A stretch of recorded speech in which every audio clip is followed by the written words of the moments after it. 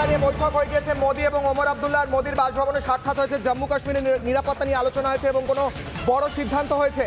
এরপর পাকিস্তান অধিকৃত কাশ্মীর নিয়ে আলোচনা হয়েছে কিনা সেই বিষয়ে জল্পনা চলছে, কারণ ওমর আবদুল্লাহ প্রধানমন্ত্রী প্রথম বৈঠক করলেন এবং এই মুহূর্তে অত্যন্ত বড় খবর, বৈঠক শেষ হয়েছে এবং তার সঙ্গে আমি অরিত্র যে ছবিটার কথা বলছিল সেই ছবিটাও দেখাবো, আরও ব্রেকিং নিউজ আছে সেইগুলোও দেবো। আমি একবার যাব সালাউদ্দিন সাহেবের কাছে যাব, তারপর আমি আছি প্রত্যেকের কাছে দ্রুত একবার করে যাব, তারপর আরিফ বিল্লাহ, অরিত্র এবং স্যারের কাছে আরও একবার যাব। সালাউদ্দিন স্যার, আপনার কাছে পাকিস্তানের মহড়ার কথা বলছিল। পাকিস্তানে মহড়া করতে গিয়ে সেনাবাহিনীর গাড়ি উল্টে গিয়েছে, ধোঁয়া বেরোচ্ছে, সবুজ ধোঁয়া। পাকিস্তানে গ্রিন গবলিন থাকে গাড়ির ভেতর, সেনার গাড়ির ভেতর গ্রিন গবলিনের মতো ধোঁয়া বেরোচ্ছে এবং সব সেনাবাহিনী ছুটে আসছে, গাড়ি উল্টে পড়ে গিয়েছে। এই দেখুন, এই হচ্ছে পাকিস্তানের মক ড্রিল। আর এই হচ্ছে এই বাসগুলো, যে বাসগুলো আমাদের ওয়েস্ট বেঙ্গল স্টেট ট্রান্সপোর্ট কর্পোরেশনে যে বাস ইউজ করে পাকিস্তানের সেনাবাহিনীতে সেই বাস ইউজ করা হয়। এই বাস, এই জায়গাটা গাড়ি উল্টে গেছে ওইদিকে, অরিত্র দেখো দেখো দেখো, ওই দেখো ওই গাড়িটার কথা বলছে, আরেকটা গাড়ি উল্টে গেছে। আর বাস থেকে সবুজ ধোঁয়া বেরোচ্ছে, সামনে গাড়ি উল্টে গিয়েছে, পাঠানকোট পরার লোকে দৌড়চ্ছে। এটা হচ্ছে পাকিস্তানের সেনাবাহিনীর মহড়া চলছে। আমি আসি, অরিত্র তুমি যে ছবির কথা বলছিলে দেখিয়ে দিলাম।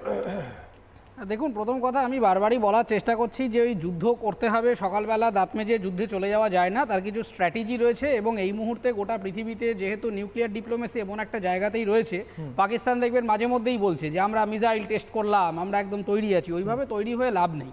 পাকিস্তানের সামরিক বাহিনীকে ওখানকার লোকাল পুলিশই সহ্য করতে পারে না, টোনটিটকারি করছে, হাসাহাসি করছে লোকজন। দ্বিতীয় কথা, পাকিস্তান যদি তাদের নিজেদের নাগরিকদের এত ভালোবাসতো তাহলে বাংলাদেশের বোঝা উচিত যে ভারতবর্ষ থেকে যে চুক্তি হয়েছিল এখানকার লোকেদেরকে ওই দেশে ফিরিয়ে নেওয়া হবে। পাকিস্তান ভিসা অফিস বন্ধ করে চলে যাচ্ছে, এখানকার পাকিস্তানি নাগরিকদেরকে তারা নিজেদের দেশে ফিরিয়ে নিতেই চাইছে না। তাহলে যে রাষ্ট্র নিজের নাগরিকদেরকেই সম্মান করে না, নিজের নাগরিকদেরকে ফিরিয়ে নেওয়ার জন্য সামান্যতম উদ্যোগ নিচ্ছে না, যে যায় ভারতের ডিটেনশন ক্যাম্পে থাকলে থাকুক, তাহলে সেই রাষ্ট্রের জাতীয়তাবাদ নিয়ে জ্ঞান শোনা যায় না।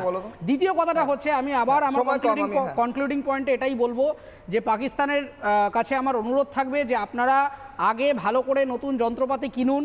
এই জং ধরা জিনিসপত্র নিয়ে এদিক ওদিক ঝরঝরে গাড়ি টাড়ি উল্টে পড়ে যাচ্ছে, এতে আমাদের খারাপ লাগছে, কারণ আপনাদের পাক সেনা জওয়ানরা আহত হচ্ছেন, আননেসেসারি আপনাদের এই কায়দাবাজি করতে গিয়ে আহত হচ্ছেন।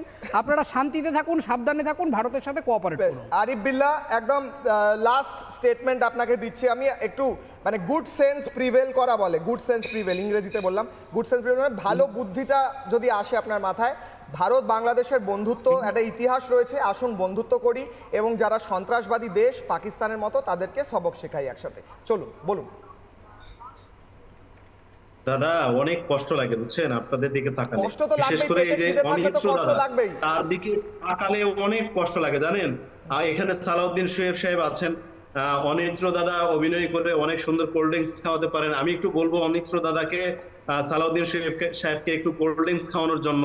হ্যাঁ, আমি যেটা বললাম সেটার উত্তর দিতে পারবেন? ভারত আর বাংলাদেশের বন্ধুত্ব প্রয়োজন, হ্যাঁ কি না? আপনাকে একটু অপেক্ষা করতে হবে দাদা, সময় নেই বেশি স্যার, 15 সেকেন্ড আছে, বলুন না তো, বলুন। হ্যাঁ জি জি, আমি আপনাকে বলছি, আপনাকে বুঝতে হবে বাংলাদেশের সাথে ভারত যে আচরণ করেছে ঠিক পাল্টা আচরণ ভারত পাবে। যদি ভালো আচরণ করে থাকে ভালো আচরণ পাবে, আর যদি বাংলাদেশকে শোষণ করার চেষ্টা করে থাকে 52 বছরে, সেটার পাল্টা জবাব ভারত পাবে। সেটার জন্য দুঃখ করে লাভ নেই। তো নানা ধরনের কন্টেন্ট দেখার জন্য লাইক করুন, শেয়ার করুন আমাদের ফেসবুক পেজ, সাবস্ক্রাইব করুন আমাদের ইউটিউব চ্যানেল। পাশাপাশি অন্যান্য ব্রেকিং নিউজের জন্য অবশ্যই চোখ রাখুন রিপাবলিক বাংলায়।